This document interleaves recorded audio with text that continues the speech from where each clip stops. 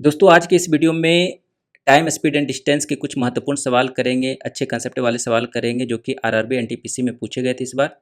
तो चलिए शुरू करते हैं। हमारा जो पहला सवाल है, सवाल दे रखा है कि ट्रेन ए स्टेशन एम से 6:25 AM पर निकलती है और उसी दिन 3:25 PM पर स्टेशन एन पर पहुंचती है। ट्रेन बी स्टेशन एन से 8:25 AM पर निकलती है और उसी दिन 2:25 PM पर स्टेशन एम पर पहुंचती है। तो ट्रेन ए और बी के मिलने का समय ज्ञात कीजिए। आपको क्या दे रखा है कि एक ट्रेन ए है और दूसरी ट्रेन है बी। ये 6:25 में खुल रही है और ये सुबह में खुल रही है और ये आपका 8:25 में बी ट्रेन जो है स्टेशन एन से खुल रही है एम की और ए एम से एन की ओर। ठीक है, तो इन दोनों के मिलने का समय आपको तभी पता चलेगा जब इन दोनों के बीच का डिस्टेंस पता हो और इन दोनों का स्पीड पता हो। तो इसको यहाँ पर कुछ नहीं दे रखा है, बस टाइम दे रखा है।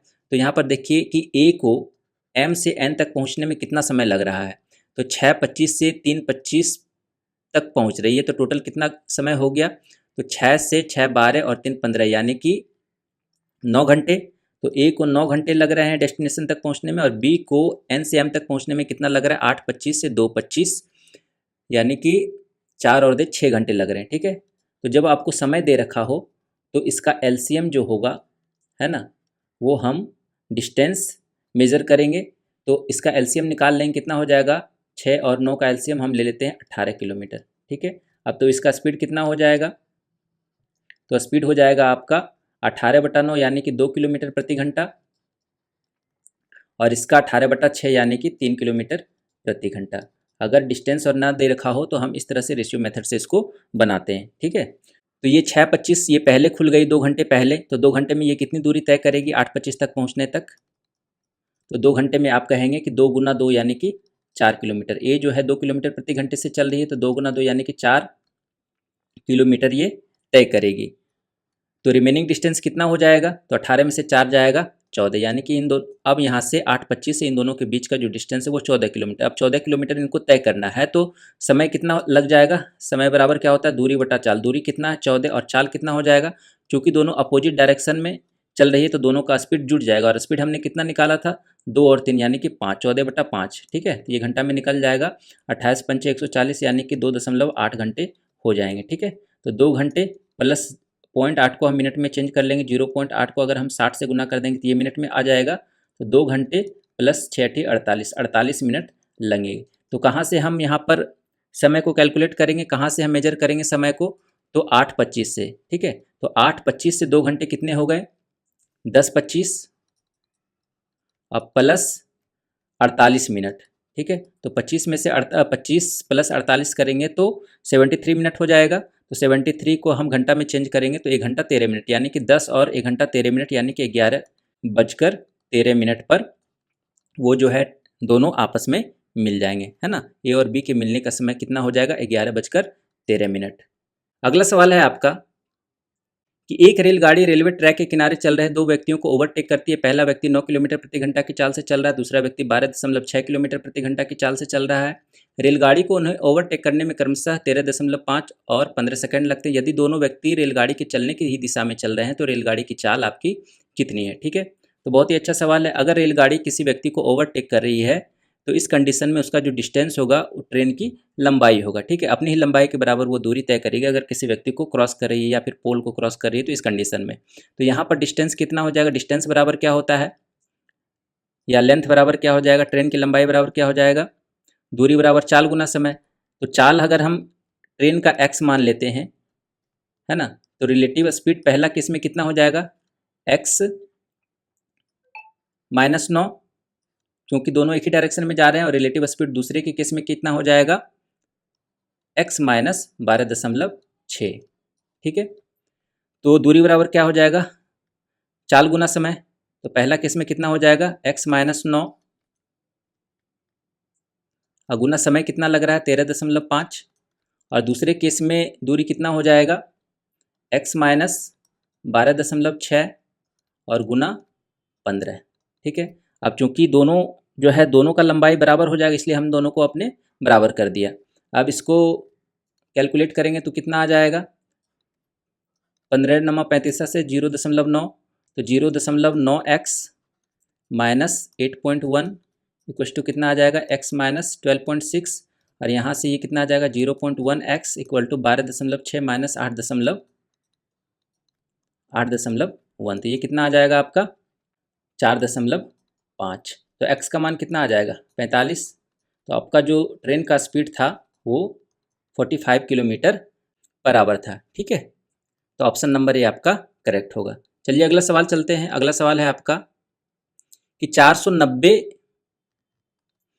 मीटर लंबी एक ट्रेन 9 किलोमीटर प्रति घंटा की चाल से चल रहे एक व्यक्ति को समान दिशा में 12 सेकंड में पार कर लेती। इसी ट्रेन को विपरीत दिशा में 42 किलोमीटर प्रति घंटे की चाल से चल रही 500 मीटर लंबी एक अन्य ट्रेन को पूरी तरह से पार करने में कितना समय लगेगा। सेम वही कंसेप्ट लगाएंगे कि जब भी ट्रेन किसी व्यक्ति को पार करिए तो वो अपनी ही लंबाई के बराबर दूरी तय करेगी। तो 490 बराबर कितना हो जाएगा, मान लेते हैं ट्रेन का जो स्पीड है वो कितना है x है। तो चूंकि सेम डायरेक्शन में दोनों जा रहा है, व्यक्ति भी जा रहा है, ये जा रहा है, तो रिलेटिव स्पीड कितना हो जाएगा x माइनस 9, है ना, अगुना समय। अब चूंकि x माइनस 9 जो है किलोमीटर प्रति घंटा में, तो इसको मीटर पर सेकंड में चेंज करने के लिए 5/18 से गुना करना पड़ेगा। तो 6 दूनी 12, 6 तिहाई 18, ठीक है, और ये 10, ये खत्म हो जाएगा। तो x बराबर कितना आ जाएगा 49 तिहाई 9 तिहाई 27, 4 तिहाई 12, 13, 14 से 147 प्लस 9 यानी कि 156 आ जाएगा। ठीक है, 156 किलोमीटर प्रति घंटा की गति से वो जा रही है। दूसरी ट्रेन को जो कि 500 मीटर लंबी, उसको पार करने में इसको कितना समय लगेगा। तो समय कितना हो जाएगा, समय बराबर दूरी बटा चाल। अब चूंकि यहाँ पर दो ट्रेन है तो दोनों ट्रेन की लंबाई जो है टोटल दूरी हो जाएगा। तो 490 प्लस 500 अब बटा दोनों का रिलेटिव स्पीड ले लेंगे। तो दोनों का रिलेटिव स्पीड जुड़ जाएगा। यहाँ पर 42 है और यहाँ पर 56 है, तो ये हो जाएगा 156 प्लस 42, चूँकि दोनों विपरीत दिशा में जा रही है। तो ये आपका कितना हो जाएगा, इन दोनों को जोड़ेंगे तो आपका आ जाएगा 990, और इन दोनों को जोड़ेंगे तो आपका कितना आ जाएगा 198। ठीक है, अब चूंकि ये किलोमीटर प्रति घंटा में है स्पीड, तो इसमें हमको 5/18 से गुना भी करना पड़ेगा। तो ये 2 बार में कट जाएगा और 2 पंचे 10 इधर कट जाएगा, 5 5 खत्म हो जाएगा। तो ये कितना निकल कर आ जाएगा आपका 18 सेकंड। तो आपका जो आंसर होगा दोस्तों ऑप्शन नंबर बी होगा। ठीक है, चलिए अगले सवाल की तरफ चलते हैं। अगला सवाल है आपका कि एक व्यक्ति विशाखापत्तनम से नागपुर 24 किलोमीटर प्रति घंटे की चाल से जाता है और उसी मार्ग पर 40 किलोमीटर प्रति घंटे की चाल से विशाखापत्तनम वापस आता है, तो संपूर्ण यात्रा में उसकी औसत चाल कितनी रही होगी। तो औसत चाल निकालने का क्या फॉर्मूला होता है, एक स्थान से जा रहा है फिर वापस लौट रहा है, तो 2xy बटा x प्लस वाई, यही आपका एवरेज स्पीड का फॉर्मूला होगा। तो यहाँ पर मान रख देंगे 2 गुना 24 गुना 40 बटा 24 प्लस 40, तो ये हो गया 64 आपका। तो ये टोटल 64 हो गया, तो 16 बार में कट जाएगा। और ये 8 तिहाई 24, 8 दूनी 16, 2 पंचे 10, 5 तिहाई 15 दूनी 30, यानी कि 30 किलोमीटर प्रति घंटा जो होगा आपका आंसर होगा ऑप्शन नंबर बी। ठीक है, चलिए अगले सवाल की तरफ चलते हैं। अगला सवाल है आपका कि प्रशांत और निशा को अपनी अपनी कारों से दिल्ली से कानपुर जाना है। प्रशांत 117 किलोमीटर प्रति घंटा की चाल से गाड़ी चला रहा है, जबकि निशा 48 किलोमीटर प्रति घंटा की चाल से गाड़ी चला रही है। यदि प्रशांत को कानपुर पहुंचने में 16 घंटे लगे तो निशा को कानपुर पहुंचने में कितना समय लगेगा। तो टोटल डिस्टेंस कितना हो जाएगा दोस्तों, यहाँ पर देखिए प्रशांत जो है 117 किलोमीटर प्रति घंटा की चाल से जा रहा है और उसको 16 घंटे लग रहे हैं, तो टोटल डिस्टेंस हो जाएगा 117 गुना 16। अब इसी डिस्टेंस को तय करेगी निशा, है ना, कितने स्पीड से 48 किलोमीटर प्रति घंटा। टाइम कितना हो जाएगा 117 गुना 16 बटा 48, तो 16 तिहाई 48 और ये कट जाएगा 3 तिहाई 9, 3 नंबर 27, 39 घंटे उसको लगेंगे। तो ऑप्शन नंबर ए आपका करेक्ट होगा। अगला सवाल है आपका कि ईशान को 11 घंटे में 843 किलोमीटर दूर कोलकाता पहुंचना है। 4 घंटे के लिए उसकी प्रारंभिक चाल 34 किलोमीटर प्रति घंटा थी। अगले 180 किलोमीटर के लिए उसकी चाल 30 किलोमीटर प्रति घंटा थी। 11 घंटे के निर्धारित समय में कोलकाता पहुंचने के लिए अब उसे किस चाल से यात्रा करनी होगी। तो यहाँ पर देखिए कि 843 किलोमीटर आपका टोटल डिस्टेंस दे रखा है और उसको पूरा करना है 11 घंटे में। 4 घंटे इसने यहाँ पर ऑलरेडी यूटिलाइज कर लिया और डिस्टेंस कितना यूटिलाइज किया, तो 4 गुना 34 गुना 4 करेंगे तो कितना आ जाएगा, 4 चौका 16, 4 तिहाई 12 और 1 13, 136 किलोमीटर यहाँ इसने चल लिया 4 घंटे का। 180 किलोमीटर फिर वो चला, है ना, तो टोटल कितना चला 6, 13 और 18 31, है ना, 316 किलोमीटर चला। तो बचा कितना, टोटल था 843, तो इसको माइनस कर देंगे तो कितना बचेगा, 8 में से 3 गया 5, 4 में से 1 गया 3, 3 में से 6 जाएगा -3, यानी कि 30 में से 3 जाएगा 527। 527 किलोमीटर इसके पास बचा, ठीक है। और समय कितना लगा, तो यहाँ पर देखिए 4 घंटा लगा, प्लस 180 किलोमीटर के लिए उसकी चाल कितनी थी 30, 180/30 करेंगे 6 घंटा, इधर 6 लग गया, टोटल समय लग गया आपका 10 घंटा। तो बचा कितना, सिर्फ 1 घंटा। तो 527 किलोमीटर को 1 घंटे में तय करना है, तो स्पीड कितना रहा होगा, 527 किलोमीटर प्रति घंटा। ऑप्शन नंबर ए आपका करेक्ट होगा, ठीक है। चलिए अगले सवाल की तरफ चलते हैं। अगला सवाल है आपका कि किसी यात्रा का 1/3 भाग 2 किलोमीटर प्रति घंटा की चाल से तय किया जाता है, अगला 1/3 भाग 87 किलोमीटर प्रति घंटा की चाल से तय किया जाता है और शेष यात्रा 53 किलोमीटर प्रति घंटा की चाल से तय की जाती है। तो संपूर्ण यात्रा की औसत चाल दशमलव के एक स्थान तक पूर्णांकित ज्ञात कीजिए, ठीक है। औसत चाल आपसे पूछ रहा है। तो एवरेज स्पीड का फॉर्मूला क्या होता है, कुल दूरी बटा कुल समय। तो 1/3 प्लस 1/3 प्लस जो रिमेनिंग 2/3, ये टोटल दूरी इसने तय किया। अब बटा नीचे समय हो जाएगा, समय बराबर क्या होता है, दूरी बटा चाल। तो दूरी कितना है 1/3 और स्पीड कितना है बटा 87। तो इस 87 को हम यहाँ ना लिख के यहाँ पर रखेंगे, है ना, बात एक ही है। ये हो जाएगा 1/3 गुना 87 प्लस ये भी हो जाएगा 1/3 गुना, सॉरी यहाँ पर 1/87 नहीं 1/2 हो जाएगा और यहाँ पे 87 होगा, है ना, प्लस 1/2/3 गुना आपका हो जाएगा 53, ठीक है। तो ये ऊपर में कितना आ जाएगा, 1 आ जाएगा और नीचे रखेंगे तो ये 1/6 प्लस 1/3 गुना 87। तो सिंपली क्या करेंगे कि इसका हम एलसीएम ले लेंगे, ठीक है। इसका एलसीएम ले लेंगे तो ये कितना आ जाएगा, 6 गुना 87 गुना 53 एलसीएम ले लेते हैं, 6 गुना 87 गुना 53 एलसीएम हो जाएगा। तो इधर कितना आ जाएगा 87 गुना 53 प्लस 87 गुना 3, तो 53 गुना 2 यानी कि 106 और प्लस 53 गुना 3 करेंगे तो 87 गुना 2 ये आ जाएगा। अब इसको सॉल्व करेंगे तो कैसे सॉल्व करेंगे, ये ऊपर चला जाएगा 6 गुना 87 गुना 53 बटा इधर देखिए 87 गुना 53 और 87 गुना 2, 87 गुना 55 हो जाएगा, अब प्लस आपका 106 बनेगा। तो ऊपर नीचे जो मैक्सिमम बड़ा टर्म है वो क्या है 87 है, तो 87 को हम ऊपर नीचे भाग दे देंगे तो कितना बन जाएगा, ये कट जाएगा ये कट गया, अब बटा यहाँ पर 87 आ जाएगा, 106/87 करेंगे तो ये कितना आ जाएगा 1 प्लस 19/87 यानी कि 190, तो 1.0.2 समथिंग में आएगा, यानी कि 1.2 के समथिंग में आएगा, ठीक है। तो नीचे कितना हो जाएगा, ऊपर कितना आ गया 6 तिहाई 18, 6 पंच 6 30 और 1 31, 318 बटा इधर था 55 प्लस 1.2 यानी कि 56.2, ठीक है। अब इसको सॉल्व करेंगे तो कितना आ जाएगा, ये कितना बार में लग जाएगा, देखिए 5 अगर हम इसमें गुना करते हैं तो कितना आ रहा है 5 दूनी 10, 6 पंच 6 30, 1 31, 5 25, 3 28, 281। अगर 6 से गुना करेंगे तो 6 दूनी 12, 6 चौका 36, 37, 6 पंच 30 और 3 33, 337 आ जा रहा है, ठीक है। तो 5 और 6 के बीच में जो वैल्यू होगा वही आपका आंसर होगा, ठीक है। तो 5.7 जो होगा आपका करेक्ट आंसर यहाँ पर बनेगा, ठीक है दोस्तों। चलिए अगले सवाल की तरफ चलते हैं। अगला सवाल है आपका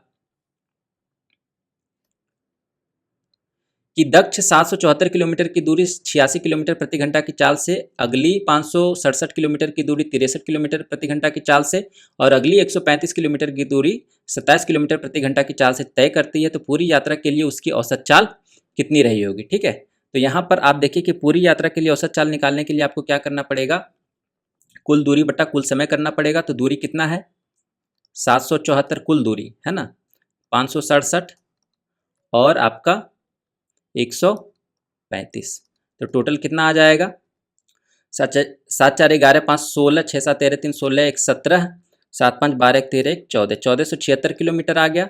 समय कितना आ जाएगा, तो आप देखेंगे कि ये जो है कट जा रहा है कितना बार में 9 बार में, इधर 9 घंटा हो गया, ये इधर आपका कट जाएगा कितना 9 9 छक्का 54, ये भी आपका 9 बार में कट जा रहा है और ये आपका 5 बार में कट जा रहा है। टोटल समय कितना हो जाएगा, तो 1476 बटा 9 और 5 14 और 9 23, ठीक है। तो अगर इसको हम भाग देंगे तो किसके करीब में जाएगा, 23 छक्का कितना हो जाएगा 138, 147 में से 138 जाएगा, 9 बचेगा, ठीक है। तो 9 और इधर आ गया 6, तो 23 चौका 92, 64 दशमलव समथिंग जो होगा दोस्तों आपका आंसर होगा 64.17 आपका करेक्ट आंसर बनेगा, ठीक है। चलिए अगले सवाल की तरफ चलते हैं। अगला सवाल है आपका कि एक व्यक्ति दर्शनीय स्थल तक पैदल जाता है और अपनी कार से नियत चाल बनाए रखते हुए प्रारंभिक बिंदु पर वापस आता है। कुल समय 7 घंटे 45 मिनट है दोनों, और कार से जाने पर उसे 6 घंटे की बचत होती है। तो समान पैदल चाल से दोनों ओर जाने में कितना समय लगेगा। तो यहाँ पर देखिए आपको दे रखा है कि दर्शनीय स्थल तक पैदल जाता है, पैदल मतलब हम मान देते वॉकिंग, ठीक है। तो वॉकिंग W मान लिए, और फिर कार से नियत चाल बनाए रखते हुए प्रारंभिक बिंदु पर वापस आता है। तो टोटल समय कितना लगा कार से आने में, W+C कितना हो जाएगा 7 घंटे 45 मिनट, ठीक है। या आ गया आपका 45 मिनट। अब कह रहा है कि दोनों ओर से कार से जाने पर, यानी कि इधर से भी C से गया और इधर से भी C से गया, यानी कि टोटल 2C का मान कितना आ गया 6 घंटे की बचत हो रही है ना। तो यहाँ से हम 6 घंटे घटा देंगे तो ये कितना हो जाएगा 1 घंटे 45 मिनट, ठीक है। तो यहाँ भी आप जो है तो 2 इक्वेशन आपका मिल गया, इसमें 2 से गुना कर दीजिए और दोनों को इक्वेट कर दीजिए, ठीक है, माइनस कर दीजिए। तो कितना आ गया आपका, तो ये हो गया 2W 2C, और इधर ये हो जाएगा 14 घंटे प्लस 90 मिनट, है ना। ये कट जाएगा तो 2W यानी कि वॉकिंग वाला कितना निकल जाएगा, 14 में से 1 जाएगा 13 घंटे, और प्लस 90 में से 45 जाएगा 45 मिनट। 45 मिनट को हम घंटे में बदल देंगे तो कितना आ जाएगा 15 तिहाई 45, 15 चौका 60, यानी कि 0.75। तो 13.75 घंटे उसको लगेंगे, ऑप्शन नंबर, और यहाँ पर मिनट में दे रखा है तो 13 घंटे 45 मिनट आपको लगेंगे, ऑप्शन नंबर C आपका करेक्ट होगा। यहाँ पर देखिए 45 मिनट, 13 घंटे 45, हमने यहाँ पर आवर में चेंज कर लिया टोटल को, ठीक है।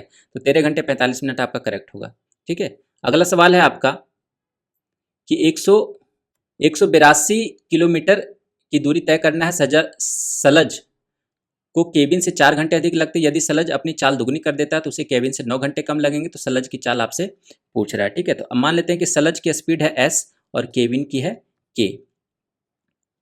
तो समय बराबर क्या होता है दूरी बटा चाल। तो सलज का समय कितना हो जाएगा 182 को तय करने में 182 बटा S हो जाएगा, समय बराबर दूरी बटा चाल, बराबर केबिन का वही 182 बटा K हो जाएगा, और इससे इसको 4 घंटे अधिक लग रहे हैं। और दूसरी तरफ केबिन को अगर ये चाल दुगनी कर देता है, ठीक है, तो अब 182 की जगह 182 बटा 2S आ जाएगा, S की जगह 2S आ जाएगा, चाल दुगनी हो गई। अब क्या हो रहा है उसके केबिन का कितना हो जाएगा 182 बटा K, इससे हमको 9 घंटे कम लग रहा है। अब इसको सॉल्व कर दीजिए, है ना, माइनस कर दीजिए, एक टर्म इसका बराबर है तो यहाँ से S का मान निकल जाएगा, तो ये आपका प्लस हो गया। 182 में से 182 बटा 2 जाएगा तो 182 बटा 2S ही बनेगा, 182 बटा 2S, और इधर ये तो खत्म हो जाएगा, और 9 4 13, ठीक है, 13 और 13 चौका 52, 14 2 सती 14, यानी कि सलज जो होगा, सलज का जो स्पीड रहा होगा वो 7 किलोमीटर प्रति घंटे रहा होगा। ऑप्शन नंबर ए आपका करेक्ट है, ठीक है। तो ये कुछ इंपॉर्टेंट सवाल थे जो कि पूछे गए थे, और एग्जाम पॉइंट ऑफ व्यू से ये भी ज़्यादा इंपॉर्टेंट हो जाते हैं, ठीक है। तो प्रैक्टिस करते रहिए, और कुछ भी डाउट हो तो कमेंट सेक्शन में पूछिए। चलिए मिलते हैं नेक्स्ट वीडियो में, तब तक के लिए धन्यवाद।